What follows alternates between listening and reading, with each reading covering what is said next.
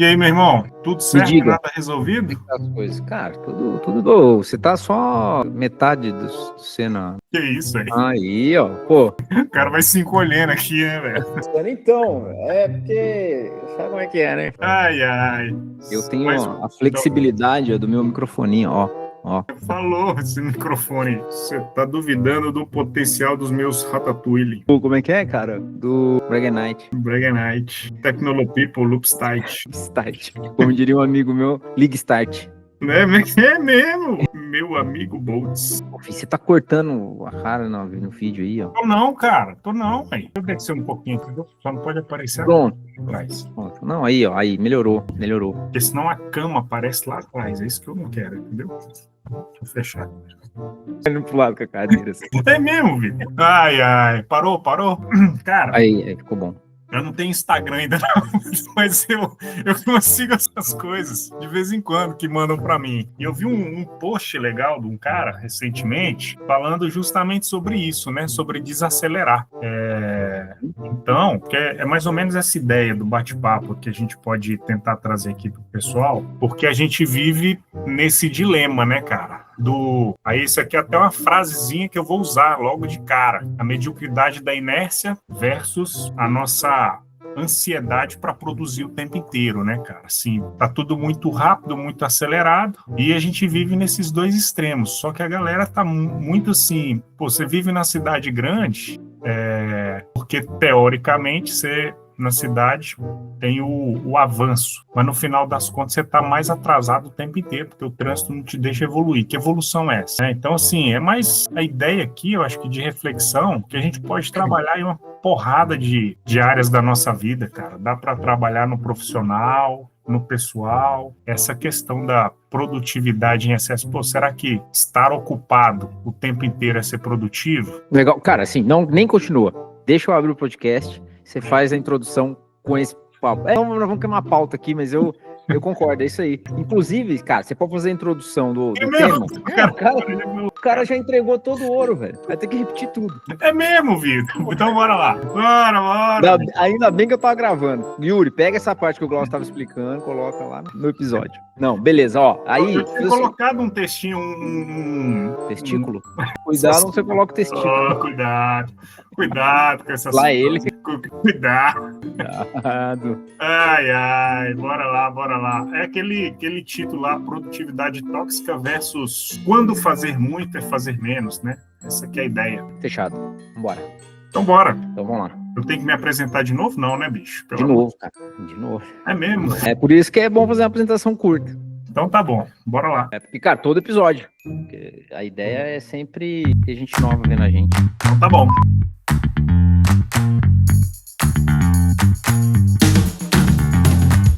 Fala, galera, e aí, como é que vocês estão? Olha nós aqui de novo, mais um episódio do Conversas Decisivas, de cara nova, né? Segundo episódio, e hoje a gente vai, depois do papo sensacional do primeiro episódio, a gente hoje vai abordar de novo um tema que eu diria que polêmico e extremamente necessário. Conversas Decisivas, não é à toa que carrega esse nome, o podcast.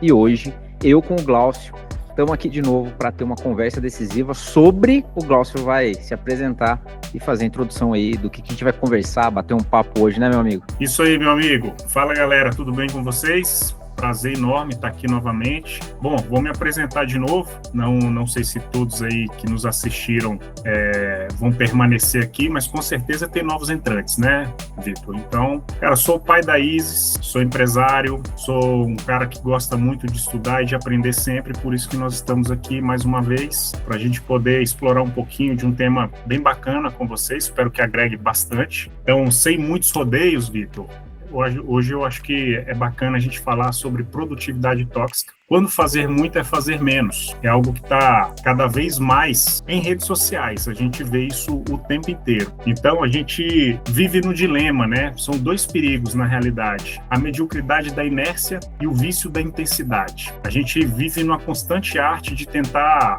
escapar desses dois. Porque se você também fica muito parado, você vai ser medíocre. Você não vai conseguir evoluir na vida. Por outro lado, você não pode ter esse vício dessa intensidade tão frequente e, de vez em quando, desacelerar é bom. Será que realmente a gente precisa fazer mais o tempo todo? É como se a vida estivesse na velocidade com que ela é consumida. A gente precisa revisitar algumas coisas. Então, a proposta da nossa conversa aqui hoje é isso, né? Eu acho que a gente hoje, cara, eu às vezes entro assim em uma postagem ou outra de alguns conhecidos, enfim, de pessoas famosas. Eu sou meio homem das cavernas, tá, pessoal? Eu não tenho muito essa questão de acesso frequente em redes sociais, profissionais. Hoje, basicamente, eu acompanho pouca coisa ali, mas eu vejo muito a ansiedade na vida das pessoas. Muita gente tomando remédio para ansiedade, muita gente buscando a saúde na farmácia. E a gente se esquece que a saúde, ela nasce no sol, ela nasce na semente, ela nasce no sono, ela nasce no simples. Só que a gente, nessa loucura, nessa correria o tempo inteiro, a gente esquece de desacelerar e buscar a saúde no verdadeiro local. Então é mais ou menos isso, Vitor, a nossa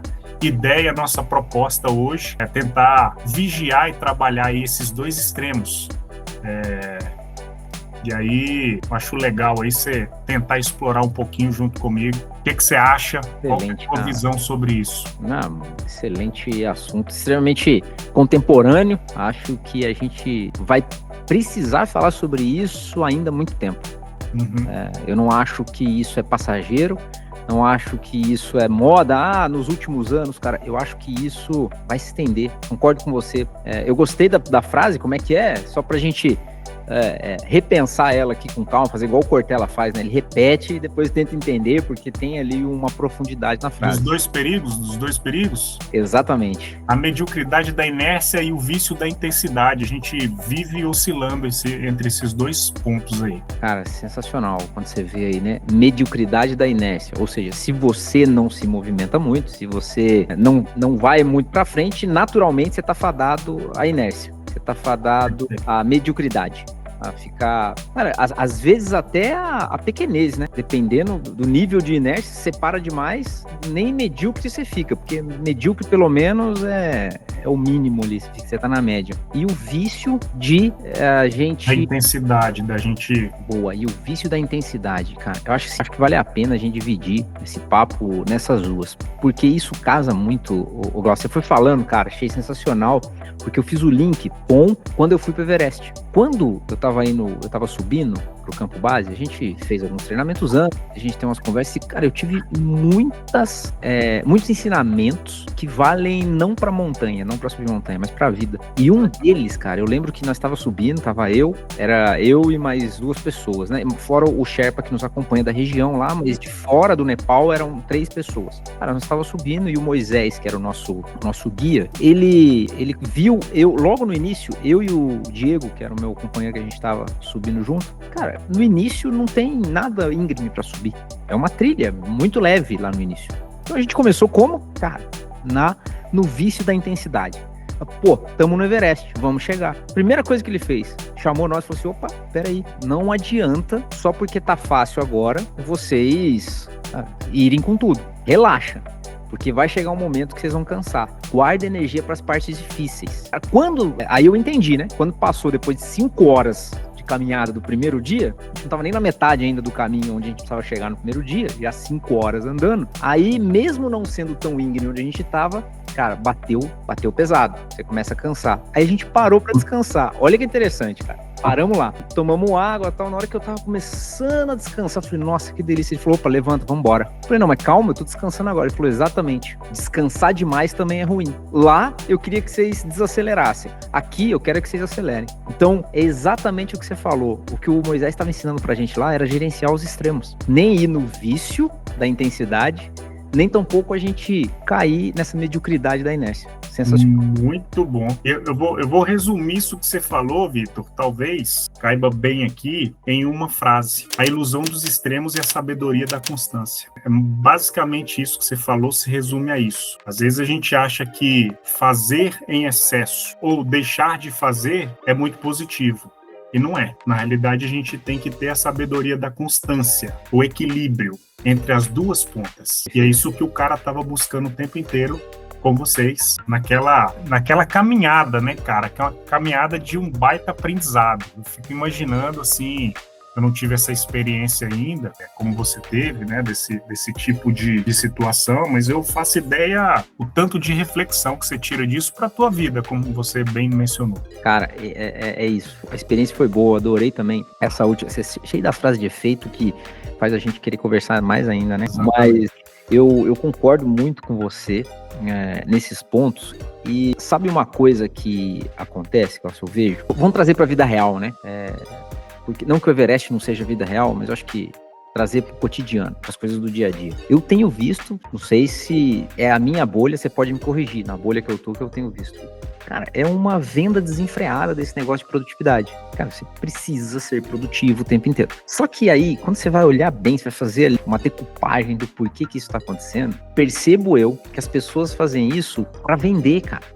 Elas não acreditam naquilo. Elas implementaram aquilo em suas próprias vidas. Tem pessoas que vendem metodologias e coisas de produtividade e que elas mesmas nunca implementaram aquela metodologia que ela vende. Você quer um exemplo? Eu conheço pessoas que defendem o banho gelado, mas que não acordam cedo para tomar banho gelado. Pessoas que defendem acordar 4, 5 horas da manhã, mas que essas pessoas em suas vidas nunca acordaram 5 horas da manhã. Ela ganhou a vida de uma outra forma, depois ela estudou isso e viu que isso é o que vende, e hoje ela prega isso para ganhar dinheiro.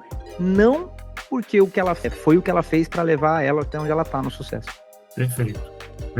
Isso aí é tão bem colocado, cara, que outro dia eu tava ouvindo um podcast aí do pessoal de mercado financeiro, que é onde eu atuo a maior parte do tempo, e os caras estavam falando justamente sobre isso, que hoje tem todo um glamour em torno dessa questão de acorda cedo, tome banho gelado, faça isso ou aquilo. Mas, cara, no final das contas, boa parte das pessoas não pratica isso. O cara que chegou onde ele está, não foi fazendo isso. Foi trabalhando, mas ele não fazia metade disso que ele está vendendo. Mas é exatamente isso que você comentou, é aquilo que vende, é o marketing. É igual você olha em redes sociais, que mostra 1000 tarefas feitas no dia que ganha aplauso. Quem está se sustentando no longo prazo, que quase não aparece, não é visto. É aquela ideia de que a produtividade virou um espetáculo, né, cara? Então, e o descanso quase um tabu. Então, todo mundo quer trazer um glamour para algo que às vezes não existe.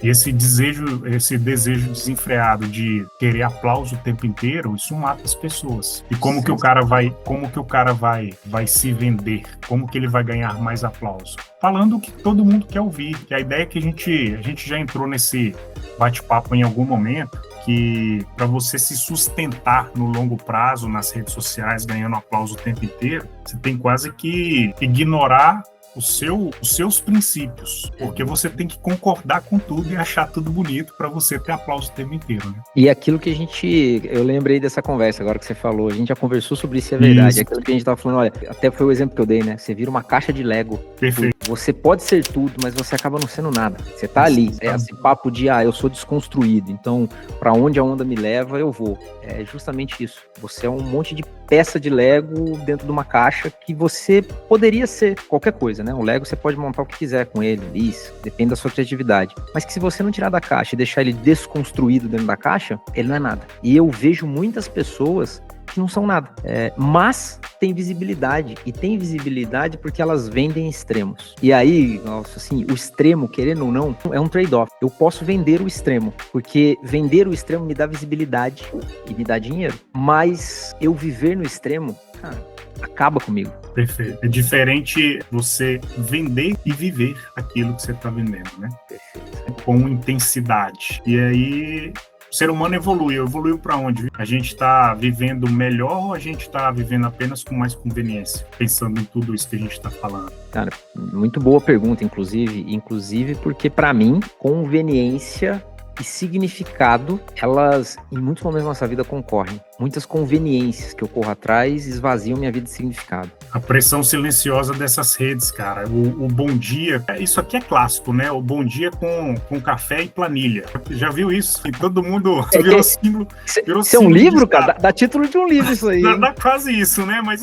cara, é um bom dia com café da manhã, uma planilhinha, o computador no fundo, o cara, 6 horas da manhã, 5:30 da manhã, fala assim, cara, beleza. Que horas que você tá curtindo com a família? Que horas que você tá realmente vivendo? Você tá vivendo ou você tá sobrevivendo a tudo que tá ao teu redor? As pessoas se esquecem disso, mas é aquilo, a gente até conversou sobre isso nesse bate-papo aí, né? A gente vai recordando, LinkedIn, por exemplo.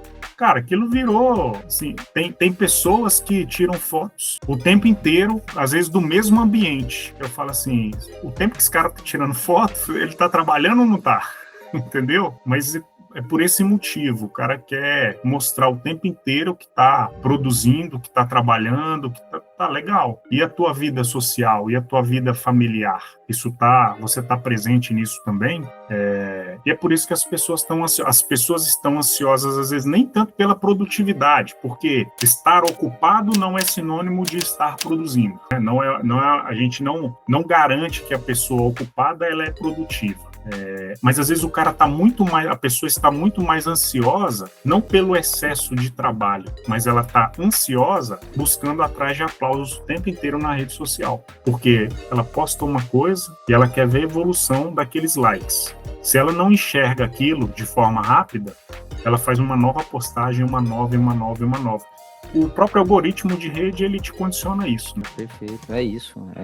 Ele quer isso, na verdade. Ele quer a sua atenção. Então, quanto mais ele puder prender a sua atenção, ele vai fazer. E de duas formas, igual você disse. Uma é a busca incessante pelos aplausos. Então, você nunca sai do palco. Só que quem nunca sai do palco não tem tempo para ensaiar, para treinar. Porque, cara, é o ensaio e o treino que te fazem dar um espetáculo.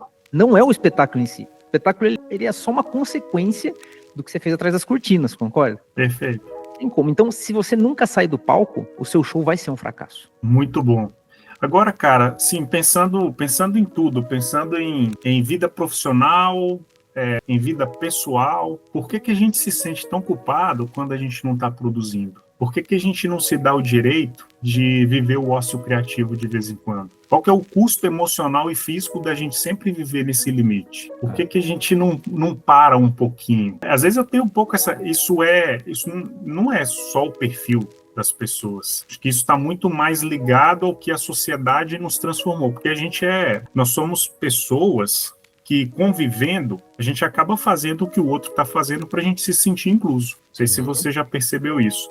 No meu meio aqui, com essa relação de finanças pessoais, eu observo muito isso. Quando o vizinho comprou um carro novo, o cara vai lá e compra um carro novo também.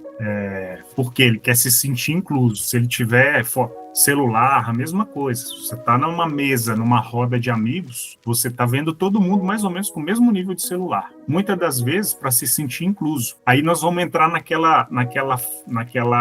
naquele debate de obsolescência programada versus obsolescência perceptiva.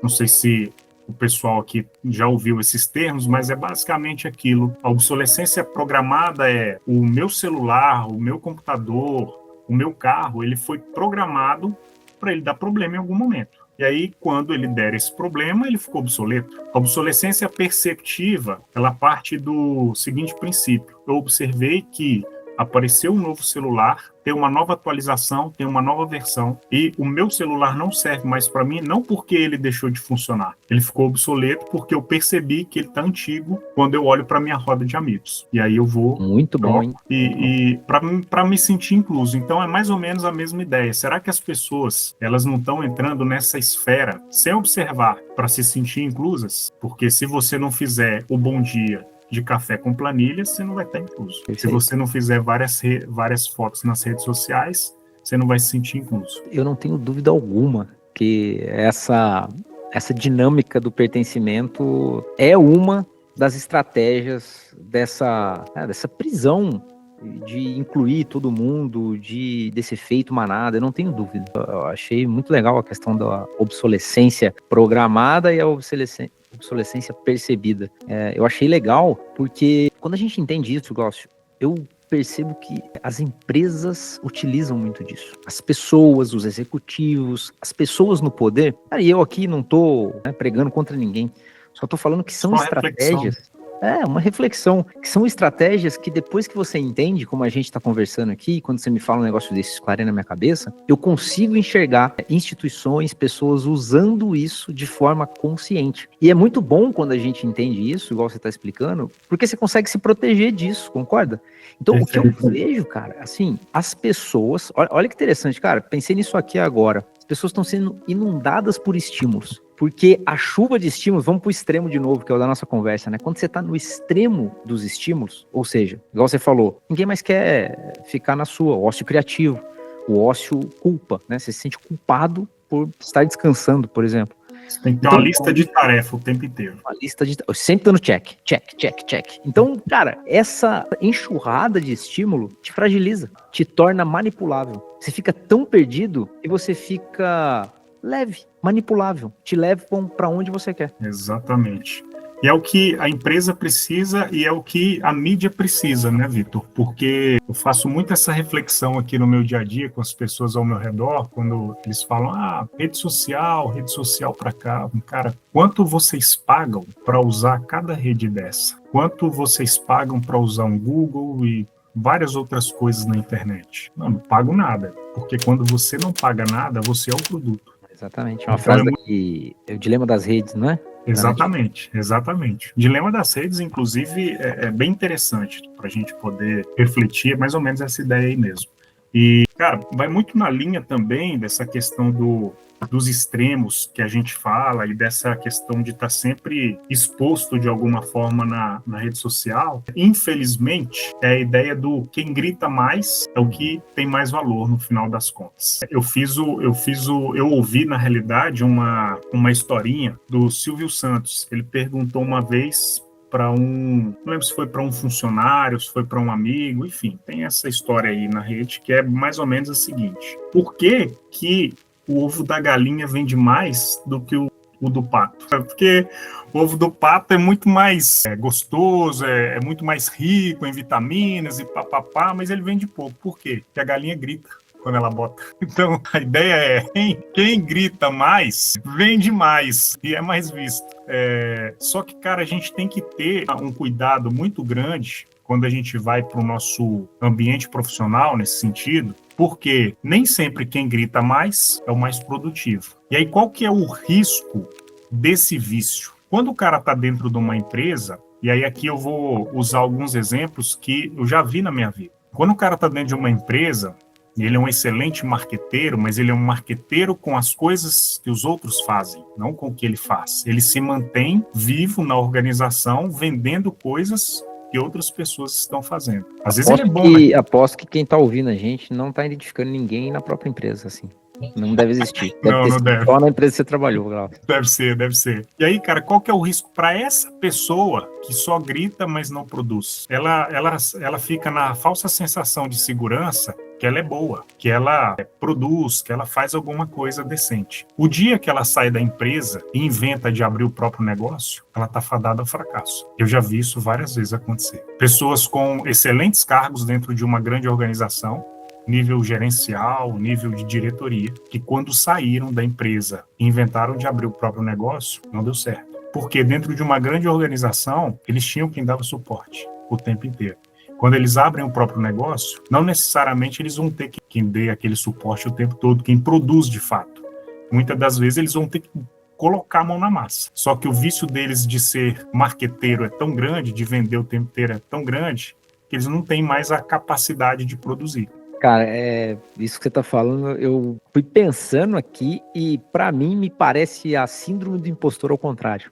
Eu chamaria de a síndrome do super-herói. Cara, assim, porque a síndrome do impostor é o cara que, ele é bom, mas ele se sente uma farsa. Ele acha que em algum momento vão descobrir que o que ele faz não é bom o suficiente, ele tá enganando todo mundo, porque a pessoa nunca se acha bom. É ruim demais também, porque é uma vulnerabilidade que ao extremo, de novo, né, no extremo te desgasta. Sim. E eu acho que nisso que você tá falando é uma pessoa no outro extremo, é a pessoa com a síndrome de super-herói. Eu faço tudo sozinho, eu consigo, por quê? ela tem a percepção de que ela tá ali, e aí é o famoso ego, né? E aí a pessoa alimenta tanto o seu ego que ela se sente infalível. Ela só esqueceu de avaliar que ela só é grande naquele lugar pelo contexto e pelas estruturas de pessoas que a cercam. Quando ela sai achando que tudo que ela gera de resultado onde ela tá é gerada só por ela. E aí ela sai sozinha. Aí ela sai desamparada das pessoas, ela sai desamparada de ter com quem mandar, quem fazer, quem construir pra ela. Porque ela estava acostumada, né, só alimentar o próprio ego. Pra mim é a síndrome do super-herói, te joga na valeta. Perfeito. Inclusive, a gente sempre fala de livro, tem um livro que fala o ego é o seu inimigo. Adoro ele, cara, o Ryan Holiday. Perfeito, ele mesmo. Tem esse livro, Cara, é muito... o cara é um leitor mesmo, assíduo. A gente falou de leitura no último encontro. Inclusive, cara, quem não ouviu, já vou deixar o link do primeiro episódio, que foi sensacional, a gente falar sobre, será que a gente tá chegando numa era que não vamos precisar mais ler? Ler é uma perda de tempo ou não é? Nós não vamos discutir isso aqui, mas já foi discutido no primeiro episódio. Isso aí. Vai aparecer o linkzinho, você põe assim, aparece aqui, aparece ali. Aparece aqui embaixo, aqui, ó, no... Como é que é, cara, o nome que o Yuri fala? Lower Dread, alguma coisa assim. Essa coisa que só jovem editor sabe fazer. Entendi. Ô, Vitor, mas dentro do que você comentou aí, cara, plantar exige constância, né? Então, no caso aqui, eu não vou nem dizer derrubar, mas vender é só um golpe. Então, que o cara pega de plantio do outro, para ele vender numa tacada só. Ele pegou algo pronto e se estruturou com aquilo, vendeu bem, mérito dele também na venda. Não estou dizendo que... Mas vender também é necessário, a gente tem que ser um bom vendedor, mas a gente não pode se escorar apenas nisso. Essa que é a reflexão aqui. Perfeito. Eu gostei muito dessa reflexão.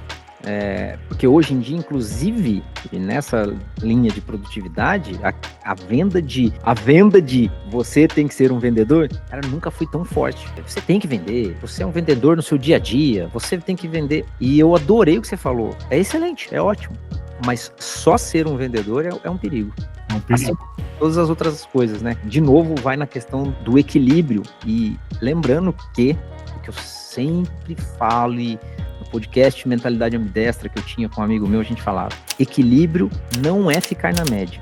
Equilíbrio é gerenciar os extremos. É você o tempo todo tá indo para lá, de repente você volta para cá. Não é ficar na média. É você utilizar os extremos em momentos, times, em contextos corretos. Porque o extremo, ele é forte, só que ele não tem longevidade. Concorda? Eu lembrei de outra coisa que a gente estava falando nesse sentido. Você falou de constância. Por exemplo, derrubar uma árvore. Lembra? Eu até tinha te falado isso. Não tem força. É algo que traz visibilidade, faz barulho, traz ruído. É o que você falou do cara que vende, é o cara que derruba a árvore. Machado na mão, camisa regata, machadada, a árvore cai, faz barulho. Pô, todo mundo vê, todo mundo admira, todo mundo olha aquilo. É fácil de mostrar. Você derrubou algo. E plantar uma árvore? Construir demanda muito mais tempo. Destruir é no tapa. Olha um time de futebol, é a mesma ideia. O cara que tá lá na frente, ele tem que construir uma jogada. O cara que tá na zaga, ele tem que destruir uma jogada. Muito bom. Excelente. Perfeito. É isso. E ambos, inclusive, têm seu valor, concorda? Todos têm. O problema é, de novo, o que você falou, eu volto. É você só adotar uma estratégia. Isso aí. Você só vender, pra mim, eu concordo com você total. O problema não é você vender. Venda. O problema é você só querer fazer isso o tempo todo. Até pegando um gancho nessas questões de correria, de estar o tempo inteiro acelerado, dentro da minha esfera de trabalho, às vezes as pessoas ficam muito ansiosas para investir. Caiu um dinheiro na conta, o cara tem que investir.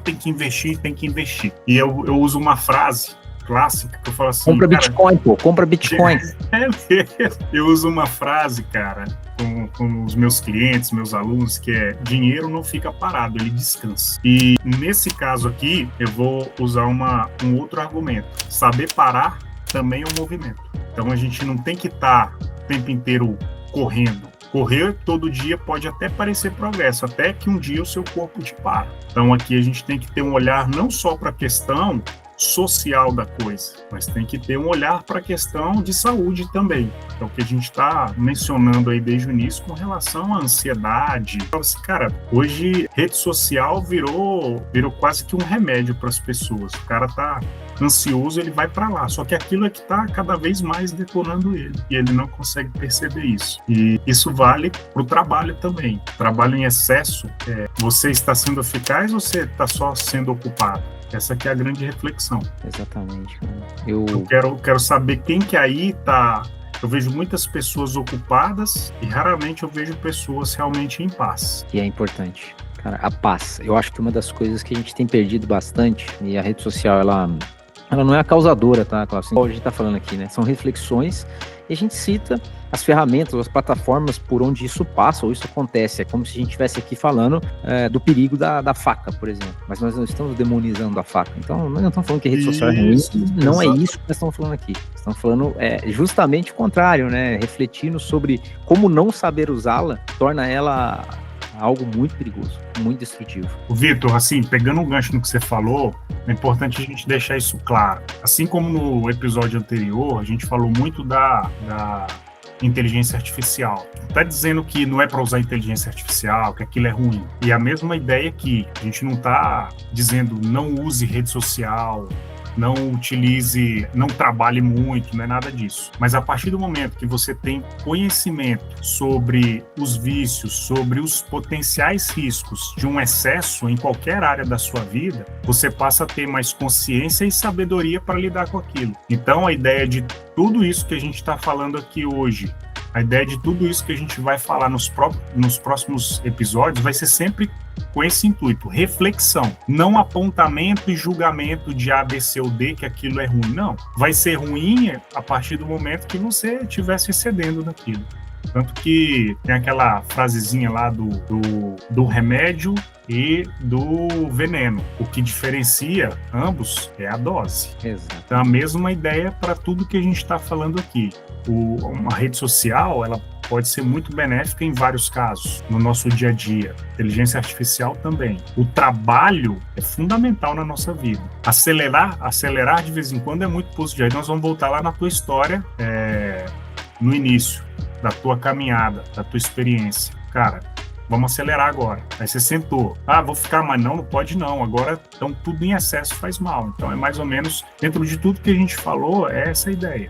Verdade. E o mais interessante nisso, né? Você falou a diferença entre o remédio e o veneno é a dose. E o mais interessante é qual dose? Depende de quem a toma, né? A dose que é veneno para mim não é a mesma quantidade e o mesmo tamanho da dose que é veneno para você. Às vezes o que é remédio para você é veneno para mim. E esse gerenciamento da dose requer uma única coisa, cara, que é um livro que eu escrevi, Autoliderança. Você precisa partir de você mesmo, cara. Não adianta. É por isso que vender fórmula pronta é um perigo. É como se você vendesse doses padrões para pessoas que reagem diferente àquilo. Perfeito. Loucura. Perfeito. Cara, e pegando um gancho no que você comentou aí, me veio à mente aqui o baita desafio de um gestor hoje em dia. Na realidade, esse desafio sempre existiu de alguma forma, mas agora cada vez mais. Porque o que funciona bem para ele, não funciona bem para o liderado dele. Então, como que o cara...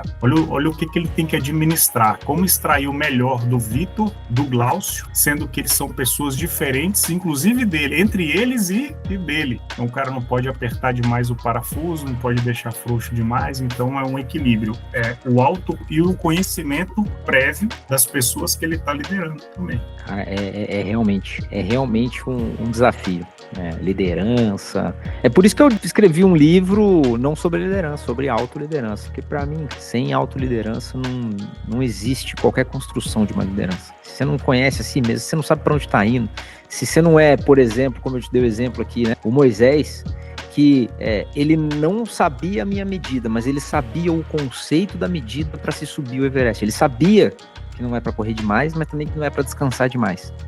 E aí ser líder é isso, é você entender os conceitos, mas explicar para as pessoas aplicar em suas próprias vidas. É um desafio.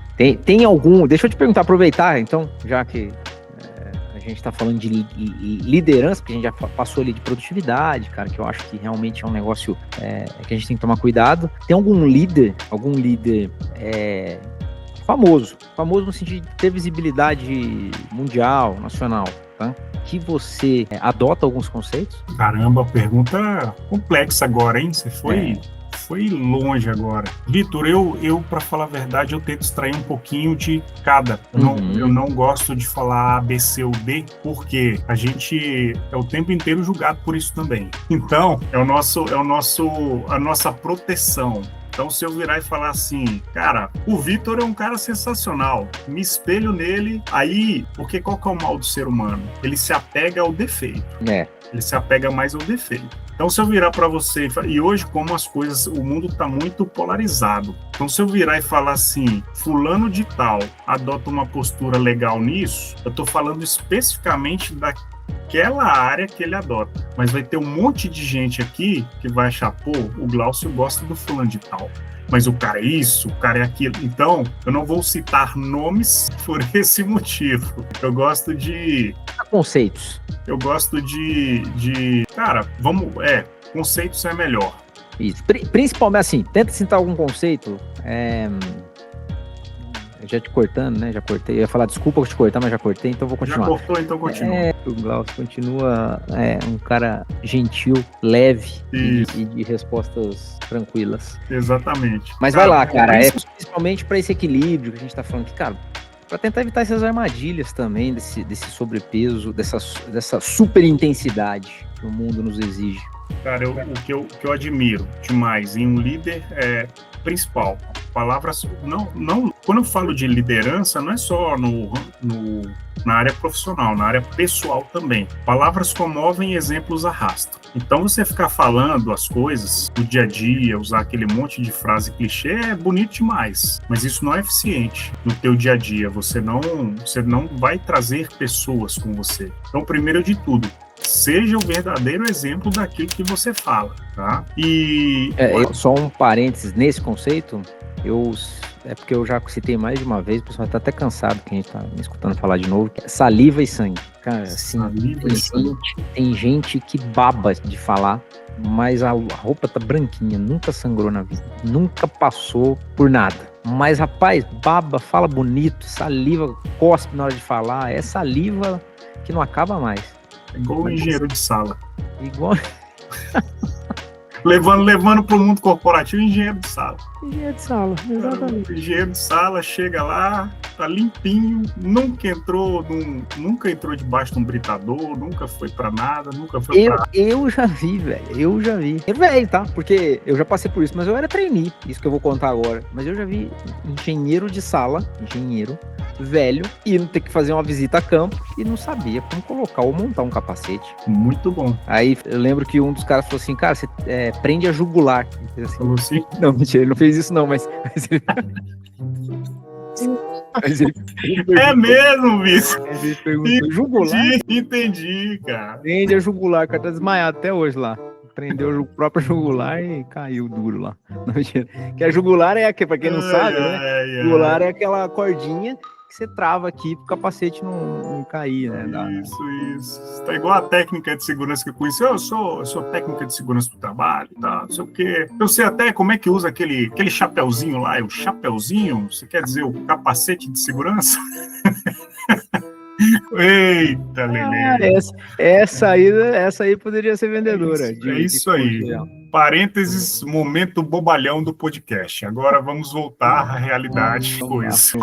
Empatia, cara. Eu acho que sim, isso é muito importante no líder, né? Saber se colocar no lugar do outro, porque aí vai entrar muito no que a gente está falando aqui, que é saber o limite, entender o limite das pessoas. Claro que não deixar frouxo demais, porque senão também a gente tem aquela frasezinha clichê, carro apertado que anda, e a gente não pode... Olha o desafio do cara. Ele não pode te deixar frouxo demais para você ficar na inércia, não conseguir evoluir, não usar todo o seu potencial, mas também ele não pode te apertar demais, porque senão você vai sair muito daí. A gente vai falar um pouquinho, né? Vai voltar um pouquinho, a gente falou da zona de conforto.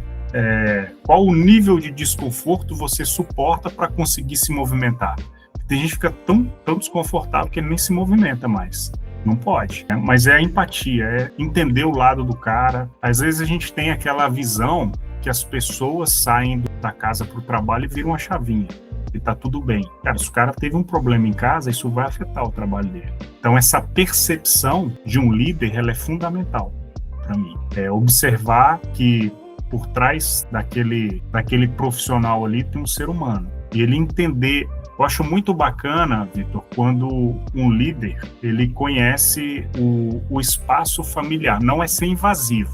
Veja bem, eu querer saber tudo o que está acontecendo na casa do Vitor. Mas eu ter uma noção, eu conhecer os familiares do Vitor, é para isso que serve festa de confraternização, né? Deveria, pelo menos. Infelizmente, não é o que acontece. Mas uma festinha de confraternização de final de ano entre família, na minha opinião, o líder, de verdade, ele deveria se aproximar mais dos liderados dele, entendendo o contexto familiar, sabendo como é a casa dele ali, a família, como que é o perfil de cada um, para ele conseguir estruturar melhor e ter esse nível de empatia que eu comentei no dia a dia dele. Então, cara, eu acho que isso é a base, porque você vai respeitar mais o espaço do outro e vai conseguir evoluir mais, ajudando ele no que ele precisa. Boa, concordo, cara, essa questão de reconhecer que a pessoa tem uma família, né, cara, reconhecer que ali é um ser humano. Eu nunca concordei, você remeteu aí falando de virar uma chavinha, uma série que eu tô assistindo, Apple TV, que é Ruptura, o nome da série. E a série, ela brinca com isso. É uma série que alguns funcionários de uma determinada empresa lá, eles fazem uma cirurgia no cérebro e todas as vezes que eles passam da porta da empresa para dentro, eles esquecem quem eles eram na vida pessoal. Então eles não sabem, eles são somente, é como se a consciência fosse, é assim, eles dividem a consciência em duas. A consciência que só trabalha e a consciência que quando ele tá do lado de fora, ele não lembra que ele trabalhou. Ele não lembra o que aconteceu lá dentro. Então tornam-se duas pessoas. E a série brinca com essa polêmica. Seria possível isso? Isso geraria algum problema? Cara, e a série, não vou dar spoiler aqui, mas a série brinca e aborda esses temas de uma forma bem interessante, assim, bem legal. Mas eu concordo com você que eu não gosto dessa divisão, sabe, Glaucio? Não sei você, cara, mas eu não gosto dessa divisão de vida pessoal e vida profissional. Não. Cara, a vida é uma só pra mim e uma interfere na outra, não tem como gerenciá-las separadamente, não tem como. Tentar fazer isso, separar as coisas, naturalmente vai te levar a dar foco em uma mais que a outra. E isso acaba destruindo a sua vida como um todo. É aquilo que o Goldratt fala naquele livro A Meta, né? O ótimo local, se eu tentar otimizar, pega uma empresa, né? Se eu tentar otimizar todas as áreas dela, no máximo, todas as áreas tem que fazer o máximo, atingir seus indicadores lá no topo. Se eu tentar fazer isso, eu destruo a empresa. O ótimo local não gera o ótimo global. Então, se o cara de compras tentar comprar o mais barato possível, ele prejudica a qualidade. Se o cara da operação quiser o produto melhor para poder operar, ele compra sempre o mais caro e não consegue dar lucro. Então, cara, se toda vez que você tenta gerenciar localmente, furada. Na nossa vida, para mim, é assim, tentar gerenciar localmente a nossa vida, sabe? O profissional. Agora eu vou dar foco nisso aqui. É a receita da exaustão. Muito bom. Tô impressionado, cara, com algumas frases aí. Vai dar muita frase legal aqui nesse podcast, hein? Vai. Muita coisa interessante aí. O bom é que, se eu não me lembro bem, eu não sei como é que vai ser a edição do Yuri. Quando a gente fala uma frase boa, ele coloca na tela, assim, tirando nossa cara. Se vai ter muita frase, vai aparecer pouco a gente. Excelente. Exatamente isso. Mas a gente tá bem, cara. Dá pra evoluir bastante coisa aqui. Bom, Vitor, eu acho que a gente explorou algumas coisas legais aqui. Eu acho que o principal objetivo de reflexão é: será que a gente está correndo demais atrás do futuro e está perdendo o presente? E convidar aí as pessoas a fazer um movimento de desaceleração consciente, porque não é sair cortando a qualquer custo as coisas. E como a gente fala de muitos livros aqui, eu não sei se eu citei esse no anterior, eu creio que não, mas Sêneca fala sobre a brevidade da vida. Então, a nossa vida, o nosso tempo, ele é muito escasso. É algo que tem um limite. não é ilimitado. E as pessoas esquecem disso. Esses 5 minutos que a gente passou aqui, você não recupera nunca mais na tua vida. E o que eu estou fazendo com esse tempo? Eu estou sendo de fato produtivo? Eu estou vivendo ele a qualquer custo, de qualquer forma? Então é desacelerar de forma consciente. E por que de forma consciente? É com qualidade. É igual quando a gente vai fazer, de vez em quando eu vou fazer um paralelo aqui com a minha área de atuação para facilitar também alguns exemplos. Mas às vezes as pessoas estão gastando muito. O fluxo de caixa, relação receita versus despesa não está legal, o cara está gastando muito. Eu vou cortar minhas despesas. Mas não é sair cortando a qualquer custo. É cortar de forma consciente, com qualidade, porque às vezes você vai cortar uma coisa que tirou o teu custo adicional financeiro, mas você perdeu em qualidade de vida. E aí, por causa dessa perda de qualidade de vida, você vai começar a adoecer, você começa a passar mal por outras questões. A mesma coisa é aqui, a gente desacelerar de forma consciente com qualidade, não é sair cortando tudo que consome teu tempo. Tenta usar uma matriz Gucci na engenharia, gravidade, urgência e tendência. E aí? Adoro essa matriz, cara, de verdade. Eu acho ela muito simples, prática e aplicável. Que é aquilo, cara. A gente tem um monte de prioridade na vida. Quando tudo é prioridade, nada é prioridade. Então eu classifico essas coisas, cara. Qual que é a gravidade? Qual que é a urgência? Qual que é a tendência? Qual que é o potencial de crescimento desse problema? O que ele pode virar lá na frente? Porque às vezes hoje você tem um problema que ele é pequenininho aqui, o outro é grandão aqui. Qual que eu vou resolver primeiro, o grandão ou o pequeno? Não necessariamente é o maior. Esse aqui, ele pode ter um potencial de crescimento, uma velocidade muito maior, que se a gente demorar um pouquinho, ele vai ultrapassar esse aqui. Então a gente precisa ter essa percepção também. Perfeito, cara. Eu gosto muito, gostei muito da questão da Gucci. Quem não conhece, tem que pesquisar. Ela é aplicável para o dia a dia, para muita coisa. Ela é simples e ela é muito importante porque, para mim, ela tem o termo aí que é um dos pilares da vida, priorização. Você falou sobre a gente achar que tem tempo infinito, né? E eu cito aqui, eu vou falar um livro também. Tem um livro que chama As 33 Estratégias de Guerra, que é do cara, aquele das 48 Leis do Poder. Embora eu não goste do livro As 48 Leis do Poder, esse livro, 33 Estratégias de Guerra, é muito bom. É o... Caramba, esqueci. Eu sei quem que é, eu também não lembro o nome do autor, não. Mas ele é o Ryan Holiday, que a gente acabou de citar, é o pupilo dele. O Ryan Holiday fala, eu sou o pupilo do John Green, eu acho que é John Green, não vou me lembrar. Mas ele fala, cara, que a sociedade atual, nesse livro ele fala, a sociedade ela é organizada para tornar a morte invisível. É o que a gente tá falando. Ela afasta a percepção da morte da gente. E a gente tem a percepção de que a gente tem um tempo infinito. É uma ilusão, porque a gente fica no conforto e a gente acaba levando o dia a dia sem muita seriedade. E quando eu digo seriedade, para mim, Glaucio, é a gente não definir, por exemplo, não usar uma matriz Gucci para escolher o que é prioridade para nós. Muita gente fala, e aí, cara, é uma inversão que eu uso na minha vida, que o sucesso é você definir aquilo que você quer. Para mim, não é isso. Para mim, sucesso é definir aquilo que você não está disposto a perder, aquilo que é inegociável. Quando você define o que é inegociável para você, aí você vai ter as bases de uma boa vida, independente daquilo que você vai correr atrás a partir dali. E eu, cara, você tem que tomar cuidado com esse negócio de tempo infinito. Eu tenho tempo, sempre vai dar tempo. Porque quando a gente faz isso, a gente está fugindo da única realidade que é comum a todos nós. E eu não preciso falar qual é, né? Um dia nós tudo vamos embora. E acabou. Essa é a única realidade que, para qualquer pessoa, quem estiver ouvindo, para nós, é a pura verdade. Então, eu faço isso, cara. Essa Gucci sua, para mim, é muito importante.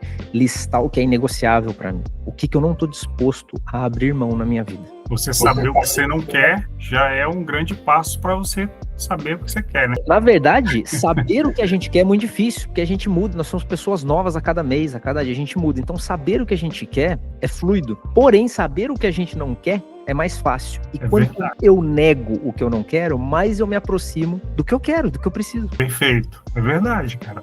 É bem filosófico isso, por sinal, porque isso que você falou é perfeito. O que a gente quer muda com muita frequência, mas o que eu não quero dificilmente muda. Cara, eu não quero isso. Eu não quero trabalhar para os outros. Ponto. Isso dificilmente vai mudar. Pode mudar algum dia? Pode. Você pode ter que trabalhar para os outros, mas não querendo.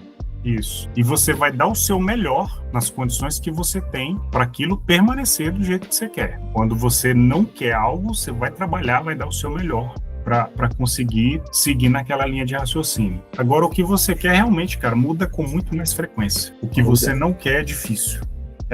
Tô pensando aqui, né? Tô raciocinando aqui, pensando com meus botões que, de fato, o que a gente não quer é mais fácil de permanecer por um longo prazo. E vou te falar, cara, quando você conquista o que você queria, você não sente uma felicidade na mesma proporção de quando acontece o que você não queria. Entende? Você perder aquilo que é inegociável para você dói numa proporção muito maior do que você alcançar algo que você queria. É por isso que definir o que você não quer perder, cara, na vida, para mim, é a base de qualquer sucesso. É por isso que o sucesso ele é relativo, porque para alguns o sucesso é sentar numa cadeira de CEO. Para outros, o sucesso é poder ter um filho, uma filha e cuidar dela até o fim, fazer uma família dar certo. Não que as coisas elas concorram entre si, essas duas, não. Só tô falando uma questão de prioridade. Tem uns que priorizam uma coisa. Tem uns que abriria mão de casar porque ele não quer abrir mão. Dói para ele abandonar a carreira. Para outros, ele abandonaria uma carreira porque dói para ele não encontrar alguém e construir uma família. Quando você decide o que realmente é negociável para você, você define bem as bases da rota que você tem que seguir. Muito bom. Cara, essa percepção do que é sucesso vai muito da linha do que é riqueza. O que é ser rico? O que é riqueza? Eu te pergunto, você é o cara das finanças. O que é ser rico, Glaucio? Ser rico, para mim, é ser dono do meu tempo. Porque já que a gente está falando aqui sobre a brevidade da vida, sobre essas questões todas, o tempo é algo que é inegociável para mim. E as pessoas se apegam muito à riqueza material, a ter dinheiro. Eu me apego à riqueza do ser dono do meu tempo. E pegando um gancho na tua fala aí do sentar na cadeira de um CEO, que às vezes as pessoas definem isso como um sucesso. Às vezes muitas pessoas vão entender que aquilo ali é a riqueza, a verdadeira riqueza da vida. Só que quantas coisas aquele cara tem que deixar para trás? Você acabou de mencionar. Às vezes tem gente que tem que abrir mão da carreira para poder casar, e tem gente que não quer casar justamente para não ter que abrir mão da carreira. Então, riqueza para mim é isso, Vitor. A gente ser dono do nosso tempo, poder fazer o que quer com qualidade. Então, hoje eu estou entre o 1% mais rico, que eu brinco, porque eu tenho tempo para minha família, eu vejo minha filha crescer. Eu tenho certeza que eu não tenho um fluxo financeiro grande como o de um grande CEO de uma grande empresa, mas aquele cara, para mim, ele não tem vida. A vida dele é consumida por esse monte de gatilho emocional que tem no trabalho dele. Então, hoje eu sou mais rico do que esse cara, com toda certeza. Então, assim, na minha percepção. Agora, lá na frente, às vezes ele vai ter a mesma percepção que eu. Falar, poxa, eu não tive a riqueza que eu gostaria. A maior riqueza para mim é o tempo. Perfeito, cara. Concordo. E, inclusive, o lastro do dinheiro, se você for buscando na história, você chega no tempo, né? Sim, meio de troca. O lastro da mercadoria é o dinheiro, depois o lastro do dinheiro é o ouro, depois o lastro do ouro. Cara, se você for ver, se você for voltando, o lastro do valor financeiro é o tempo. Sim. É por isso que tempo é dinheiro, o pessoal fala. Você vai para a empresa para ficar lá 8 horas por dia, pelo menos. Você olha a sua hora trabalhada. Que a hora trabalhada é o seu tempo. Você está trocando seu dinheiro você está trocando seu tempo pelo dinheiro que você está recebendo na empresa. O que é uma pauta pro próximo episódio, que é o seguinte: você deveria vender o seu tempo ou vender seu valor? Porque, deixa eu te falar uma coisa, você trabalha, condições normais, temperatura e pressão aqui, numa mesma empresa. O analista júnior trabalha 8 horas por dia e recebe 100. O especialista trabalha também 8 horas por dia e recebe 1.000. Por quê? Porque a empresa está comprando o valor da sua hora, não a sua hora em si. Porque se ela comprasse a sua hora, seria o mesmo valor para a hora de todo mundo. Então, qual valor você agrega a cada hora que você produz? Isso para sua vida e para tudo. Mas é pauta pro próximo. E aí eu vou te fazer uma provocação gigante para você refletir. Você ganha o que você merece ou você ganha aquilo que você negocia? Rapaz, essa aí, pronto. Fiquem com essa reflexão. Glaucio, obrigado pelo papo. Galera, obrigado por nos acompanhar até aqui. Nós vamos fechar com essas duas reflexões aí e para a próxima conversa. Um grande abraço, turma. Show de bola, meu irmão. Um grande abraço, pessoal. Boa, Glaucio. E aí, porra, a gente vai falando aqui. Você tem que parar mesmo, senão a gente empolga. Ah, é? Não sei nem quanto tempo deu.